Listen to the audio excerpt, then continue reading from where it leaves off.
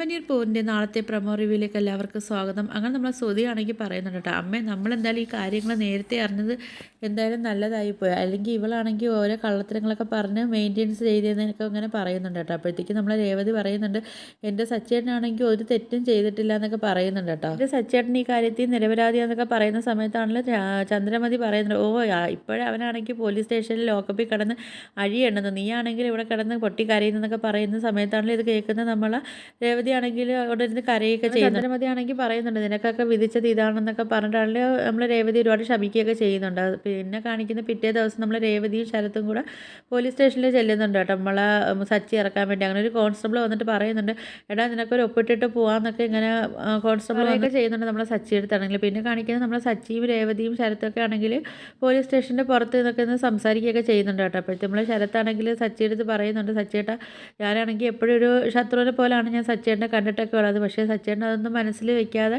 എനിക്ക് വേണ്ടി ഇത്രയും കാര്യങ്ങളൊക്കെ ചെയ്തെന്നൊക്കെ പറഞ്ഞിട്ടാണല്ലോ നമ്മൾ സച്ചിയുടെ കാലൊക്കെ പിടിക്കുന്നുണ്ട്, കാല് പിടിച്ച് മാപ്പൊക്കെ പറയുന്നുണ്ട് കേട്ടോ. അപ്പോഴത്തേക്ക് സച്ചി പറയുന്നുണ്ട്, എടാ നീ എന്താ കാണിക്കുന്നതെന്നൊക്കെ പറഞ്ഞിട്ട് നമ്മൾ ശരത്തിനെ അങ്ങനെ കെട്ടിപ്പിടിക്കുകയൊക്കെ ചെയ്യുന്നുണ്ട് കേട്ടോ. അപ്പോൾ ഇത് കാണുന്നത് നമ്മൾ രേവതിക്കാണെങ്കിൽ നല്ല സന്തോഷമാവുന്നുണ്ട്. അപ്പോൾ ഇതൊക്കെയാണ് നാളത്തെ പ്രൊമോ റിവ്യൂ ആയിട്ട് കാണിച്ചിരിക്കുന്നത്. അപ്പോൾ നിങ്ങൾക്ക് എൻ്റെ വീഡിയോസൊക്കെ ഇഷ്ടപ്പെടുകയാണെങ്കിൽ ഒന്ന് ലൈക്ക് ചെയ്ത് ഷെയർ ചെയ്ത് സബ്സ്ക്രൈബ് ചെയ്ത് ഉള്ള ബെല്ലൈക്കൺ എനേബിൾ ചെയ്തൊന്ന് സപ്പോർട്ട് ചെയ്യണേ.